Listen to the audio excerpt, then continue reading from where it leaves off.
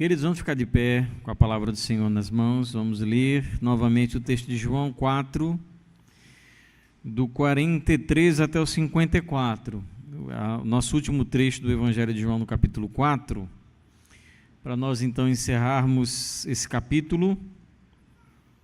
E como eu disse, a gente vai voltar ao Evangelho de João só no ano que vem. Diz assim a palavra do Senhor: Passados 2 dias, Jesus saiu dali e foi para a Galiléia, porque o próprio Jesus testemunhou que um profeta não tem honra na sua própria terra.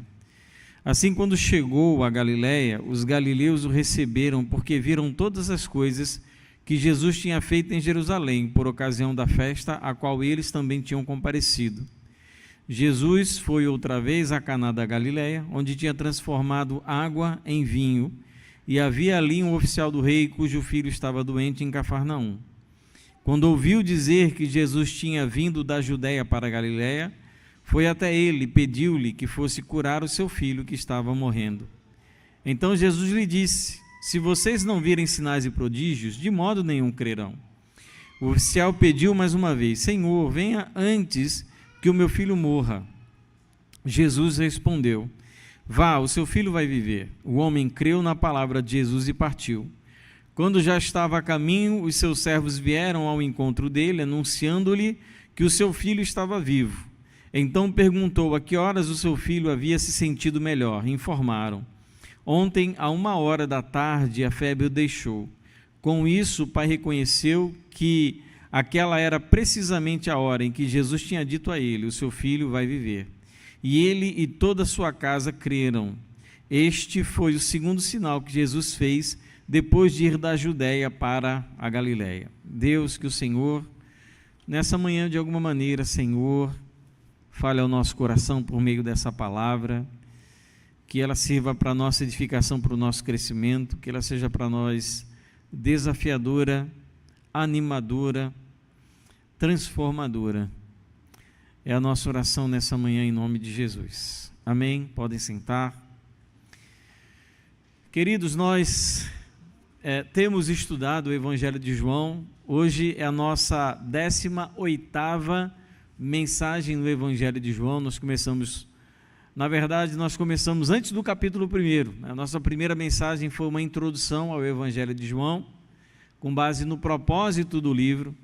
E nós temos caminhado estudando expositivamente, sistematicamente, todo esse maravilhoso Evangelho. O Evangelho de João é maravilhoso, né? Eu não vou dizer que os outros não são, todos são igualmente maravilhosos, né? Qual é o seu livro preferido? A Bíblia toda, né? Não tem assim um que você diga: isso daqui é mais importante, é melhor. Toda a palavra do Senhor é maravilhosa. E o Evangelho de João, ele com certeza é um livro profundamente tocante, desafiador para a nossa fé, para o nosso crescimento espiritual.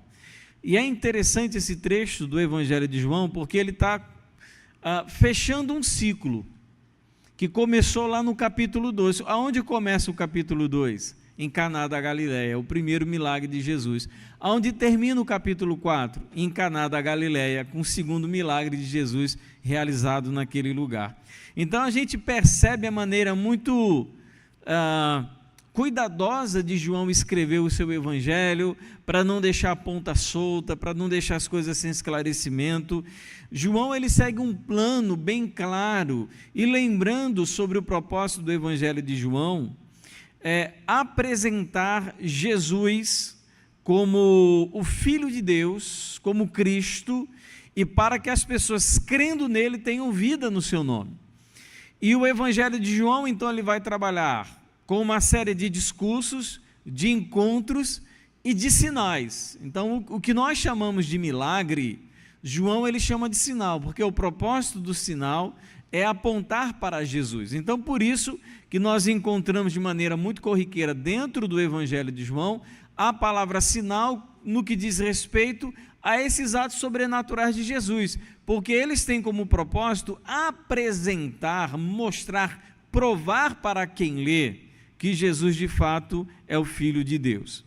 E eu quero começar essa nossa reflexão nessa manhã, para nós estudarmos sobre a cura do filho do oficial do rei. Eu quero começar com uma pergunta. Não sei o que os irmãos acham, né? Na verdade, essa pergunta ela tem duas possibilidades de resposta. Perguntaria o seguinte: o que é mais difícil na sua mente, na sua concepção? Pensa aí comigo. O que é mais difícil? Ter uma fé para que Jesus possa realizar milagres, ou ter uma fé em Jesus para ser salvo? O que você acha mais difícil? Você ter uma fé em Cristo para receber a salvação, ou você ter fé em Jesus para ver o morto ressuscitar? O que é mais difícil é você ter uma fé em Jesus para encontrar a salvação em Cristo, ou ter uma fé em Jesus para que Ele possa operar uma cura de uma pessoa enferma, um coxo, uma pessoa que esteja com câncer ou que esteja com uma doença incurável? O que é mais difícil? Qual o tipo de fé mais difícil para se ter? Nós, assim, de maneira muito pronta, talvez não agora refletindo, porque vão dizer que isso aí é pegadinha do pastor, né? Isso aí, o pastor tem alguma pegadinha, então a gente já fica cismado quando pergunta. Mas na prática, o que a gente vê na fala, no discurso das pessoas, é que tudo bem você acreditar em Jesus para ter salvação, mas você ter fé para realizar milagre, isso é praticamente impossível. Não é isso que as pessoas normalmente declaram? Que aparentemente ter fé para realizar um milagre é mais difícil do que ter fé para a salvação? Eu creio em Jesus, eu sou salvo, mas milagre é outro nível da fé. É como se nós precisássemos de uma fé muito além da fé da salvação. Sabe, é outro nível, só as pessoas mais crentes, só os mais espirituais, aquelas pessoas que têm, sabe, uma fé inigualável, incomparada, um tipo de dom, é só esse tipo de pessoa que consegue ter fé para realizar o milagre, né? É como se as pessoas dissessem: eu tenho fé em Jesus para ser salvo, mas não tenho fé suficiente para que Ele faça o milagre. Por mais que a gente não declare, a nossa mente, ela pensa dessa maneira. O que a Bíblia diz sobre isso? Primeiro, na Bíblia, fé para milagres e fé salvadora não estão necessariamente unidas. Olha como isso é interessante. Nem todas as pessoas que viram milagre foram salvas.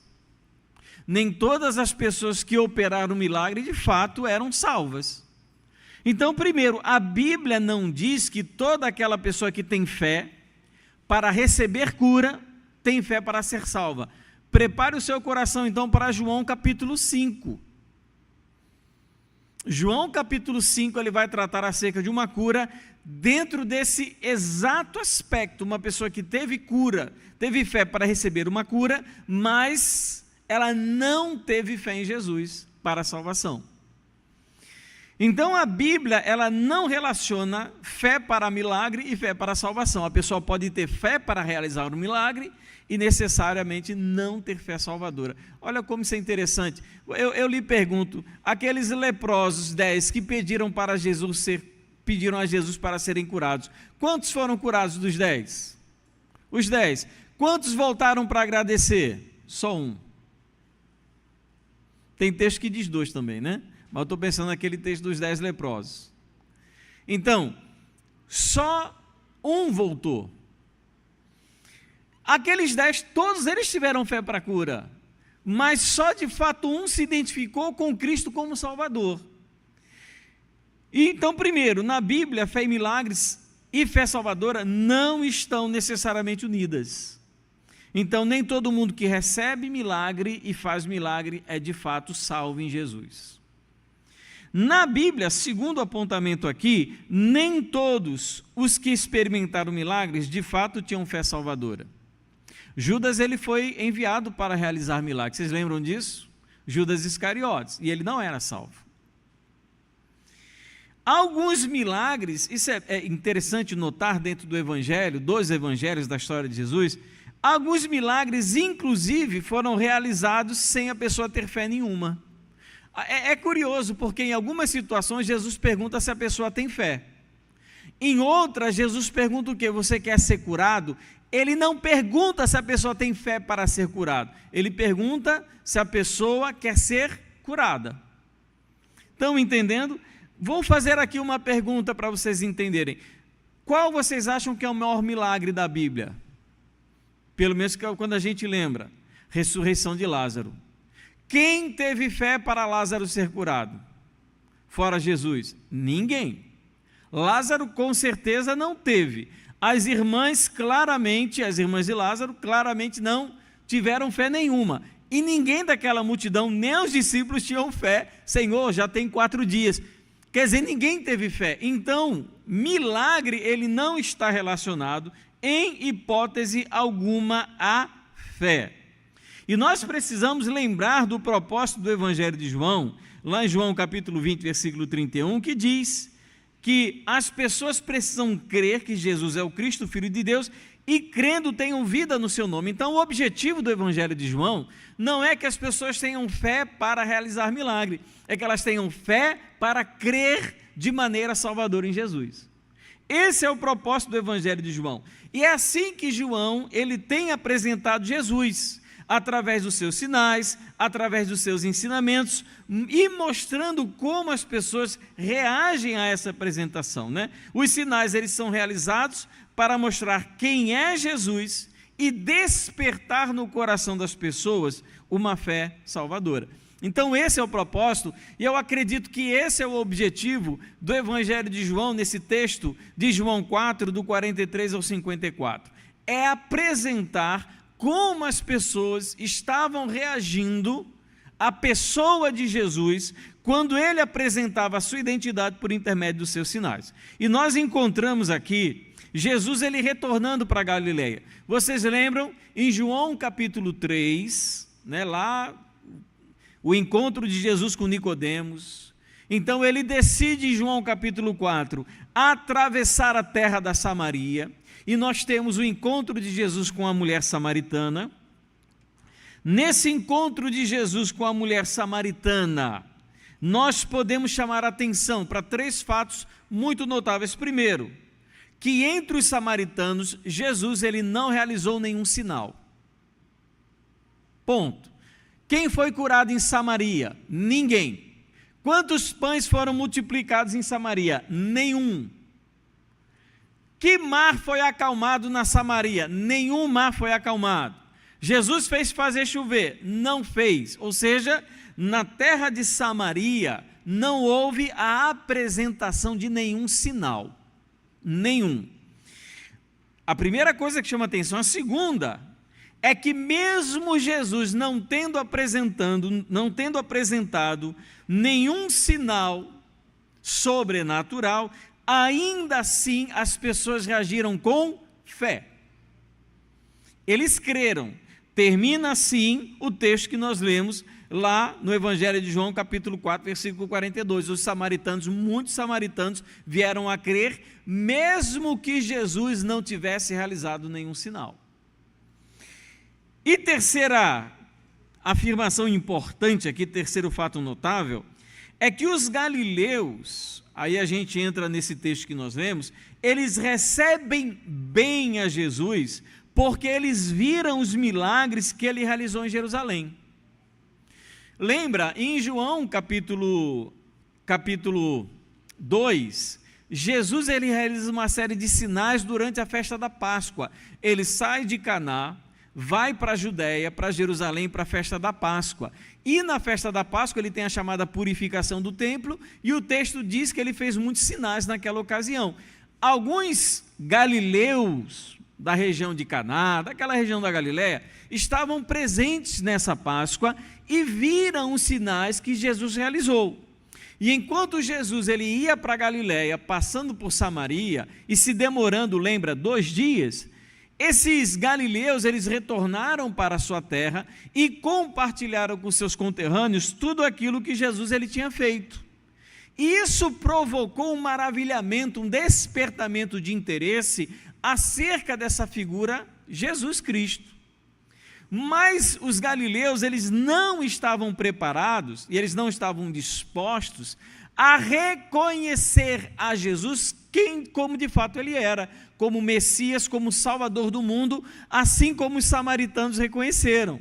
samaritanos, mesmo Jesus não tendo feito nenhum milagre, reconhecem Jesus como Salvador do mundo.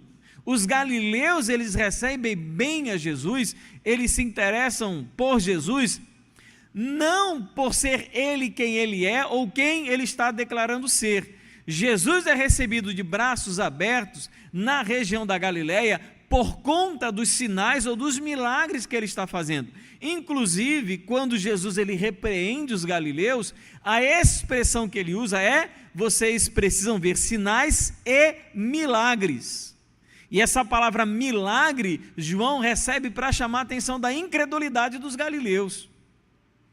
Então Jesus ele vai para uma terra em que ele goza da desconfiança. O próprio texto diz: um profeta não tem honra na sua própria terra. Então Jesus ele foi para um lugar aonde ele não seria honrado, apesar de que ele foi bem recebido por aqueles que tinham visto os sinais. E olha, eu acho difícil ter uma descrição melhor da espiritualidade atual, como nós estávamos conversando aqui na EBD. É um Jesus que ele se presta, que ele é um objeto a ser usado para realizar alguma coisa na minha vida. E é isso que os galileus eles entendiam sobre Jesus, que era um homem cheio do poder, que podia operar curas e fazer milagres. Então foi por isso que ele foi bem recebido na Galileia.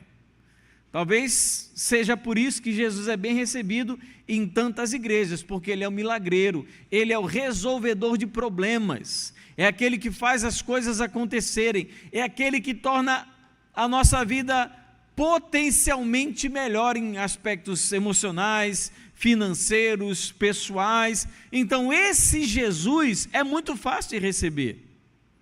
Esse Jesus com o qual você não precisa ter um compromisso de salvação, de transformação, de renovação de vida, é muito fácil, e é esse Jesus que as pessoas querem.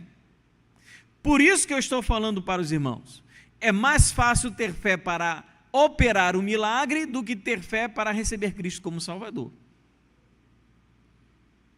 É mais fácil você ter fé para realizar o maior milagre que esse mundo já viu, do que você ter fé para receber a Cristo como Salvador. Então nós aprendemos dentro da nossa teologia evangélica muito pobre, não teologia bíblica, teologia evangélica, aquela desenvolvida nas igrejas, de que a fé é sobrenatural se ela realiza milagres. Não é. A fé de fato sobrenatural que interessa para o Senhor não é a disposição em crer que Jesus ele possa realizar por nós algo sobrenatural. De fato ele pode fazer qualquer coisa. Mas o propósito, inclusive do próprio milagre, é que a gente manifeste fé salvadora nele. Então você pode ser uma pessoa que veja todos os milagres da sua vida, e você, depois de ver todos os milagres, você seja condenado ao inferno, porque você não desenvolveu fé salvadora. Então essas igrejas aí cheias de milagre, eu estava vendo inclusive um vídeo muito engraçado essa semana, a do R.R. Soares, na igreja, como é que é? Igreja Internacional da Graça, né? E alguém teve a curiosidade, né? Você vê como é que o povo tem tempo livre, né? De pegar essas curas que acontecem durante o culto, né? Quem aqui foi curado? Alguém tem uma bênção para contar? Não sei o quê. E eles pegaram a mesma pessoa, dezenas de vezes, em dezenas de cultos diferentes. A pessoa disse: olha, eu estava com uma dor no braço e eu fui curado. Amém. Aí, outro vídeo, a mesma pessoa: olha, eu estava com uma dor no braço e fui curado. Amém. A mesma pessoa dezenas de vezes. Inclusive, gente, é algo que a gente precisa pensar, né? A fé para operar milagres, ela é relativamente fácil de ser conseguida. Basta você estimular. Por que os galileus tinham fé desse tipo em Jesus? Porque eles viram isso acontecer em Jerusalém. Então eles viram, esse homem, ele consegue curar enfermos. Pronto, a sua fé já foi estimulada para acreditar que Jesus realiza milagres. mas não para acreditar que de fato ele é o Salvador. Foi isso que aconteceu na Galileia e é isso que acontece a maior parte do tempo. As pessoas estão sendo estimuladas a acreditarem em Jesus como um curandeiro, mas não como um Salvador. É isso que está acontecendo. Mas Jesus em nenhum momento ele quis que as pessoas vissem ele como um homem poderoso capaz de realizar grandes portentos. Ele fazia isso para que as pessoas pudessem identificar nele o Salvador. Então, amados, nós temos aqui agora, entra uma figura, um homem, dentro do Evangelho de João, no capítulo 4, a partir do versículo 46 a 54, que é um oficial do rei. Não é interessante, João não coloca que rei seria esse. Provavelmente aqui seria o rei Herodes Antipas, que era o governante daquela região da Galileia. Esse oficial do rei, olha como isso é interessante, eu tentei me colocar na situação desse homem. Jesus ele retorna para Caná, o local onde foi realizado o primeiro milagre, e essa altura, esse milagre de Jesus já era conhecido, quer dizer, não ficou no anonimato. As pessoas já sabiam o que ele tinha feito nessa festa de casamento, as pessoas sabiam o que ele fez em Jerusalém, as pessoas já estavam estimuladas, elas sabiam que ele podia realizar isso, apesar de não acreditarem nele como Salvador. Então esse filho do oficial, ele está doente, e ele mora onde? Ele mora numa cidade próxima chamada Cafarnaum. Cafarnaum, ela ficava próximo do mar, e era uma região muito, muito profunda, né? A região do lago de Genezaré, mar de Tiberíades, que era o lago da região de Cafarnaum, era uma região muito profunda, ela fica a 210 metros abaixo do nível do mar. Inclusive João, ele usa uma palavra que nós não encontramos aqui no texto original, que é a palavra descer. Ele não diz Jesus vem comigo, ele diz Jesus desce comigo, porque para ir a Cafarnaum você só vai se você descer, porque ela é mais baixa que o nível do mar. E ele estava em Cafarnaum, que é uma cidade distante cerca de 30 quilômetros de Caná, é distante. Você leva algumas horas, alguns dizem 7, 8, até 10 horas para caminhar. Lembra, você está pegando uma subida. Mas esse homem, ele tem um filho, e esse filho ele está morrendo. A maneira como o texto é colocado é que, de fato, o filho está dando os seus últimos suspiros. Não é uma doença que apareceu, não é uma dor de cabeçazinha, não é uma dorzinha no braço, não é uma dorzinha no joelho, uma dor nas costas. É uma criança que já vem há algum tempo doente, muito doente, e apesar de se terem feito tudo para que aquela criança fosse curada, ela só ia piorando, piorando, e ela chegou naquele momento que dessa noite não passa. Você como pai, você faria o quê? Você procuraria todos os meios, gastaria todos os meios para aquela criança que ela fosse curada. E o filho, e o oficial do rei, era um homem de muitas posses, era um homem rico. Mas nenhum tipo de riqueza que ele tinha foi capaz de trazer para ele aquilo que ele mais queria, que era a cura do seu filho. E aquele homem, então, ele caminha 30 quilômetros, né? A gente tem que entender aqui, que era 1h da tarde quando o oficial do rei ele se aproxima de Jesus, e ele pede para que Jesus vá com ele, porque o filho dele está muito doente, e ele sabe, com base nesses relatos, de que Jesus ele tem poder para curar aquela enfermidade. Ele diz: Senhor, vamos comigo, vamos à minha casa, eu tenho certeza que o Senhor pode curar, porque o meu filho já está morrendo já. Então você imagina a angústia do coração daquele pai que vê o seu filho, quem sabe o filho único, morrendo por conta de uma doença. O que Jesus faz? Ele aproveita a situação para dar uma lição para os galileus. A gente não sabe, também não é interessante na narrativa de João, se o que Jesus ele fala como uma repreensão para o oficial do rei e os galileus, ou só para os galileus. O certo é que ele usa o plural. Então Jesus lhe disse: se vocês. Então, essa é uma lição que é dada não apenas para o oficial do rei, mas para todos os galileus que estavam ali presentes, mas também serve para nós. Se vocês não virem sinais e prodígios, vocês não crerão. Esse crer aqui é crer nele, em quem ele é, não é crer na possibilidade de realização de milagre, porque, como eu já expliquei para os irmãos, os galileus, eles sabiam, tinham certeza que Jesus, com base naquilo que ele já fez, ele tem poder para fazer isso. A grande questão é que essas pessoas, elas estão na expectativa de que milagres sejam realizados para que eles possam manifestar fé. Só que os milagres são feitos e essa fé nunca vem. Olha, até na cruz, Jesus ele foi instado a fazer algum tipo de sinal. Até na hora da sua morte, mesmo tendo ele realizado tantos sinais, tantos milagres, ter ensinado tanto, as pessoas continuavam na pendência de que alguma coisa diferente acontecesse para que eles crescem de fato. Vocês estão esperando sinais e milagres, senão vocês não vão crer. Mas aquele pai, ele insiste, ele pede mais uma vez: Senhor, venha antes que o meu filho morra. Tem duas coisas aí. Primeiro, aquele homem tinha uma fé defeituosa porque ele acreditava naquele momento que para que o seu filho fosse curado, Jesus tivesse que ir até a presença dele. Precisa vir. E segundo, ele acreditava que o que encerrava o período da possibilidade de cura era a morte. A partir do momento que o filho morresse, já não tinha mais solução.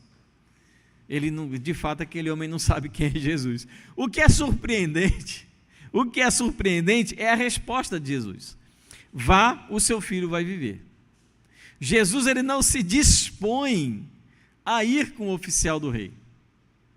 Ele só dá aquela palavra: vá que o seu filho vai viver. Gente, eu não sei você, mas aquele homem teve fé. Concorda comigo?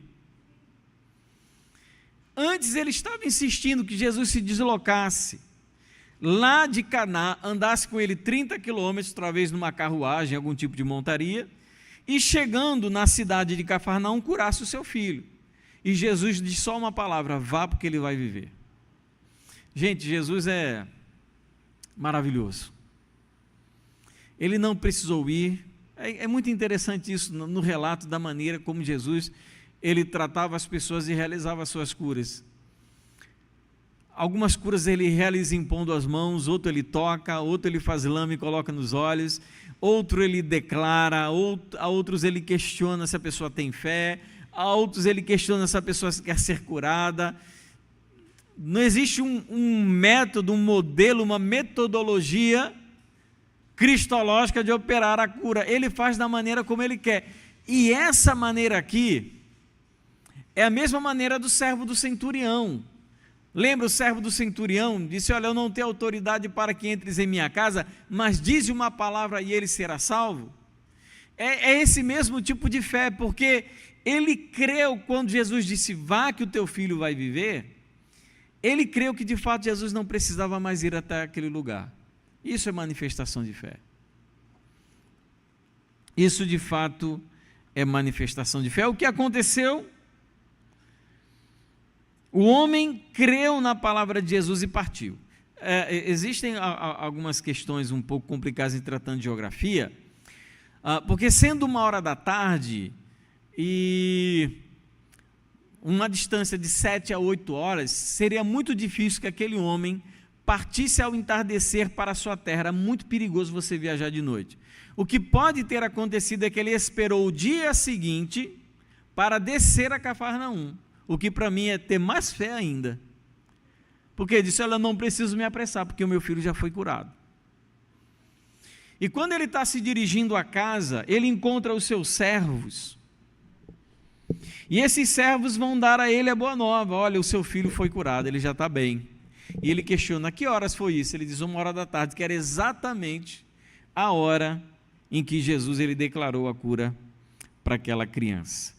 O que nos chama mais atenção e o que é mais bonito disso tudo, para mim, E o que é interessante dentro da narrativa de Jesus no versículo 53 é dizer que ele e toda a sua casa creram. É esse tipo de fé que o milagre quer alcançar. É a fé salvadora. Então eles não creram mais no milagre, eles creram agora de fato na pessoa de Jesus.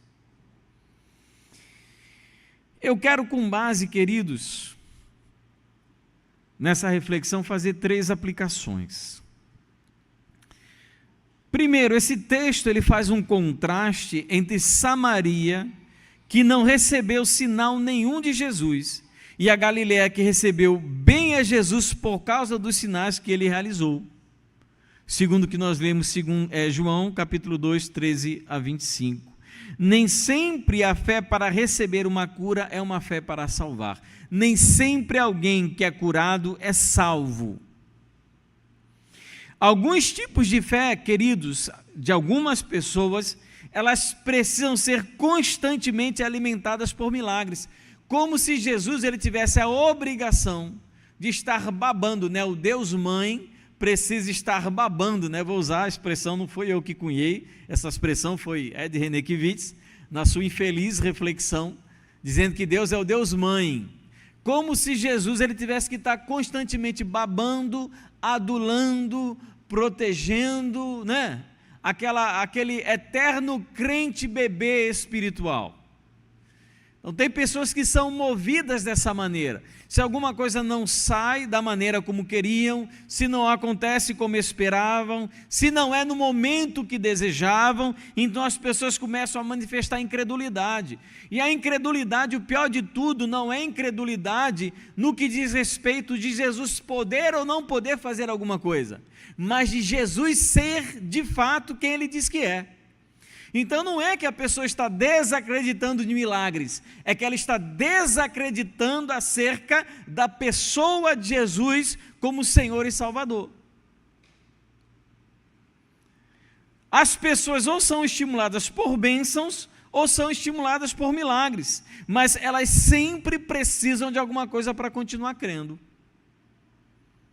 Meus irmãos, em toda a história da humanidade, não vou dizer da humanidade que, né, é antes de Cristo, mas em toda a história do cristianismo, a única época em que isso aconteceu é a nossa época atual, em que você precisa ver, precisa experimentar, precisa estar de posse, precisa prosperar. O único tempo em que nós vimos esse tipo de discurso e de ensino é nessa época atual. Isso nunca aconteceu na igreja.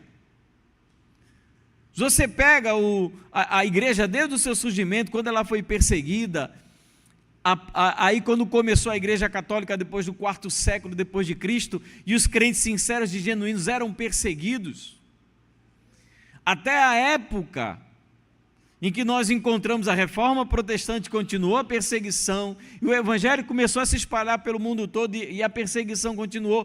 O único momento em que nós unimos de maneira inseparável, Jesus é meu Senhor, se Ele realizar o milagre, é essa época atual. É essa época atual. Então, queridos, isso me leva a refletir qual de fato o tipo de fé que existe no nosso coração.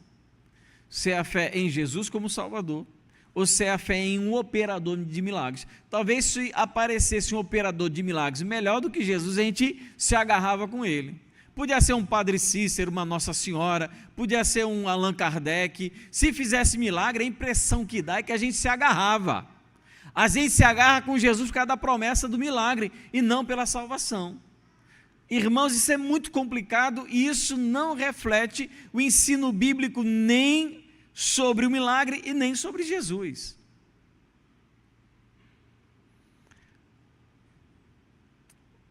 Para mim, algo que me preocupa é que nós muitas vezes estamos ensinando Jesus segundo a ótica da Galileia. Jesus ele pode fazer um milagre na tua vida. Jesus ele pode transformar a sua pobreza em riqueza. Entenderam? A gente está ensinando o evangelho da maneira que a Galileia quer ser ensinada e não da maneira como Jesus ensinava. estamos proclamando o evangelho galileu e não o evangelho do Nazareno. Segundo, decorrência do primeiro, nós chegamos à conclusão que a fé vinda pelo milagre pode gerar falsas conversões. A gente pode estar enchendo a igreja de gente que de fato não tem fé salvadora. Não querem Jesus, mas querem o que o poder de Jesus pode oferecer. Não estão comprometidas com Cristo, mas com as bênçãos de Cristo. Porque quando nós falamos de fé salvadora, nós estamos falando de uma fé muito específica. É a fé em Cristo e sua obra.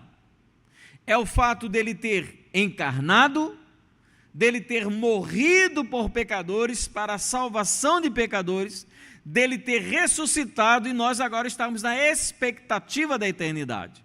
Então é essa fé salvadora.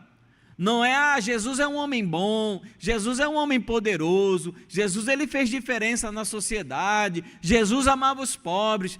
Tudo isso é verdade, mas não contempla a verdade proclamada do Evangelho que conduz as pessoas ao arrependimento, de que Jesus, ele faz milagres para que as pessoas entendam quem de fato ele é. E essa fé pelo milagre, ela pode gerar falsas conversões, a expectativa, o desejo, assim como muitos galileus, de fato, não eram convertidos. E terceiro e último,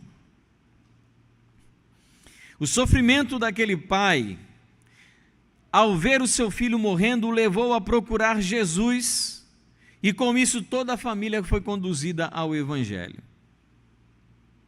Eu tenho uma coisa importante, na verdade não está nem no meu esboço, mas eu preciso falar isso aos irmãos. Não interprete literalmente e pessoalmente aquele texto de Atos que diz que se você crer será salvo tu e tua casa. É um dos textos mais mal interpretados e aplicados de toda a Escritura. Aquilo não é uma promessa para você. Não é. Quando é dito, crê no Senhor Jesus e será salvo tu e tua casa, tem duas possibilidades principais que eu acredito que todas estão corretas. Primeiro, aquilo era uma promessa para o carcereiro, uma profecia para ele. Se você é carcereiro, você é o carcereiro? Não, você não é o carcereiro, então aquilo não é para você não. Ou então, uma segunda possibilidade, que é bem concreta, crê no Senhor Jesus e você vai ser salvo. Crê em Jesus, a tua família também será salva. Ou seja, se eu crer em Cristo, eu vou ser salvo. Se a minha família crer em Cristo, ela vai ser salva. Agora, se a minha família não crê, ela vai ser salva por causa da minha fé? Não vai. Então, eu criei e toda a minha família vai se converter. Não tem texto na Bíblia que diga isso. Não é promessa de que a sua família vai encontrar com Cristo. Claro, você vai orar pela sua família? Vai. Pode se converter? Pode. Porque, queridos, eu tenho Jesus no meu coração. A Bíblia diz, crê no Senhor e será salvo tu e tua casa. Meu pai morreu sem Cristo. A promessa falhou? Deus mentiu? Ou será que eu entendi errado? A Bíblia se enganou ou será que eu me enganei? Então, primeiro, eu ouço muitos irmãos dizerem isso e é temerário. Não é uma garantia pessoal. O que é garantia para a família? É se a família aceitar Jesus também. Então, você quer que a sua família se converta? Não se fie na promessa, evangelize eles. Então, primeiro, está nem isso aqui, mas não sei, Deus ele orientou que eu trouxesse esse assunto para os irmãos. Agora, perceba, o que conduziu aquele homem a ter esse encontro com Cristo? A doença de um filho, um infortúnio. O que eu quero que os irmãos reflitam, preste muita atenção nisso, porque isso é algo contrário à perspectiva de evangelho na atualidade. Nós estamos aqui apontando coisas que são plenamente contrárias ao tipo de evangelho da maioria das igrejas desse mundo. que é a tentativa de evitar todo tipo de aflição. O que conduziu o oficial do rei para se encontrar com Cristo? Foi a aflição, a dor, a angústia, o medo, a preocupação. Então a aflição é sim um instrumento de Deus para levar as pessoas a Cristo. Ela pode, não milagre, mas a aflição, ela tem poder para gerar um tipo de fé genuinamente salvadora. Quando a gente está desesperado, às vezes nem milagre resolve a situação, a gente está desesperado, a gente se humilha, a gente repensa a nossa vida, a gente vê as besteiras que a gente fez, a gente dá de cara que boa parte da nossa miséria é culpa nossa mesmo, e a gente diz, meu Deus, eu sou um miserável desgraçado. Aí você está pronto para encontrar com o Salvador.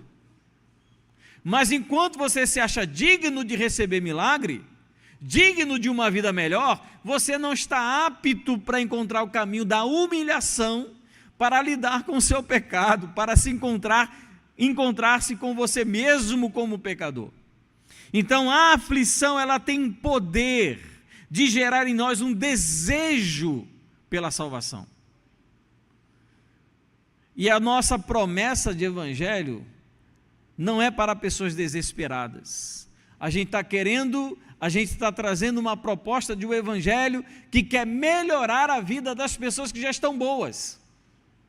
É como se o evangelho fosse uma melhoria de vida, como se fosse o Natal Cap da espiritualidade, o carnê do baú da salvação. Você não está tão mal, você está bem, mas você pode ficar melhor.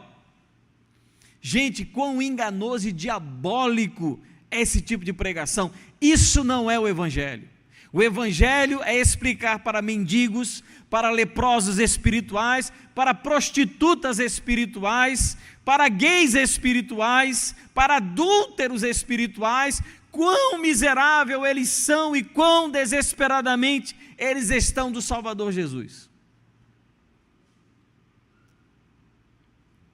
É isso que é o evangelho.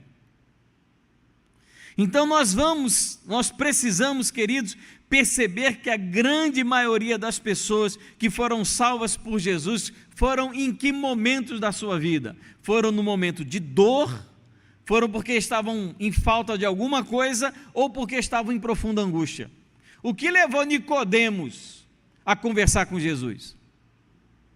Com certeza ele não estava em busca de um pós-doutorado em farisaísmo. Foi dúvida, foi falta, foi crise interior. O que levou aquela mulher samaritana a se prender numa conversa com um desconhecido à beira de um poço? Desespero interior. O que fez uma mulher com fluxo de sangue desafiar todo o costume e tradição da sua época para tocar na orla, do manto de Jesus? Desespero. O que fez com que Bartimeu clamasse e gritasse no meio da multidão? Desespero. E a gente fica querendo evitar que as pessoas estejam desesperadas. Não, calma, bichinho, vai ficar tudo bem, ó, Jesus te ama. Tem que dizer, meu irmão, se você está ruim assim, imagina o inferno.